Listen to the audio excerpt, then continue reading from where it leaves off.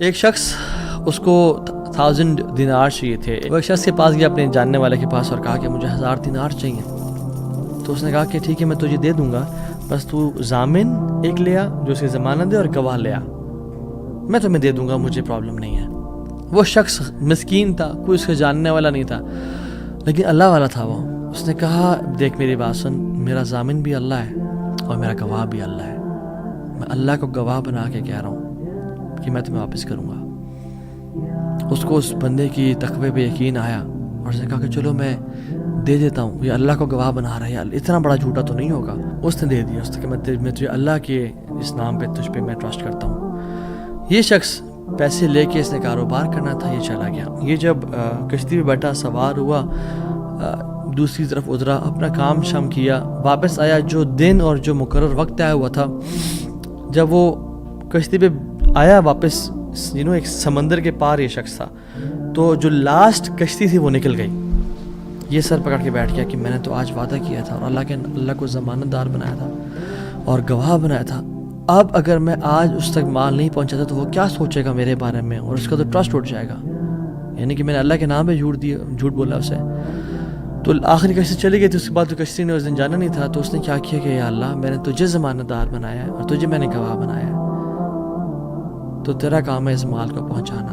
اس نے ایک would log لیا، اس میں سوراخ کیا، اس میں اس 1000 دینار، سبحان اللہ، 1 دینار از اے گولڈ کوائن. اور آپ ایک گولڈ کوائن کی آج آپ ورتھ لگا لیں، ان لیکس، ان ملینز.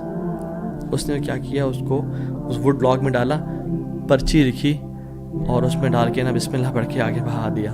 کیسا قادر ہے، کیسا قدیر ہے. اس نے اس ہواؤں کو رخ پھیر دیا اور وہ بندہ وہاں انتظار کر رہا تھا، اور اس کے بندے کے پاس وہ ووڈ لاگ پہنچا اور اس نے اس کو دیکھا. اس میں پرچی تھی اور پرچی نکالی اور اس کو کھول کے دیکھا کہ اس کے 1000 دینار تھے. وہ بڑا حیران ہوا کہ یہ مجھ تک کیسے پہنچے. خیر، یہ جو شخص تھا جس نے بیچے تھے، یہ اگلے دن دوبارہ جو سب سے پہلی کشتی ملی اس پہ روانہ ہوا اور اس بندے کے پاس پہنچا اور 1000 دینار لے کے الگ سے کہ پتہ نہیں وہ پہنچے نہیں پہنچے، میں اس کو اس کا حق تو دے دوں. اس نے کہا کہ یہ تمہاری امانت، معذرت تھوڑی تاخیر ہو گئی مجھ سے. کہتے ہیں تو کل تم نے مجھے پیسے نہیں بھیجے؟ کہتے میں نے بھیجے.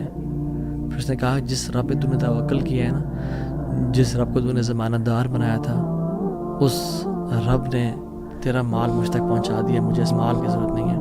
اللہ تعالیٰ کے نام جو مسلمان جانتا ہو کہ میرا رب میں یہ کوالٹیز ہیں، اور یہ تو صرف 3 ہیں اور ہزاروں ہیں اس کے علاوہ، وہ کیسے بات سے پریشان ہو سکتا ہے؟ وہ کیسے انزائٹیز اور پریشانی سے گزر سکتا ہے؟ اس کو پتہ ہے کہ میرا رب ہر چیز پر قادر ہے. قل هو القادر على ان يبعث عليكم عذابا من فوقكم، وہ قادر ہے کہ اس بات پہ کہ تم پہ عذاب لے آئے. ان المتقین فی جنات ونہر فی مقعد صدق عند ملیک مقتدر. عند ملیک مقتدر، وہ مقتدر بھی ہے، وہ ہر چیز پر قادر ہے.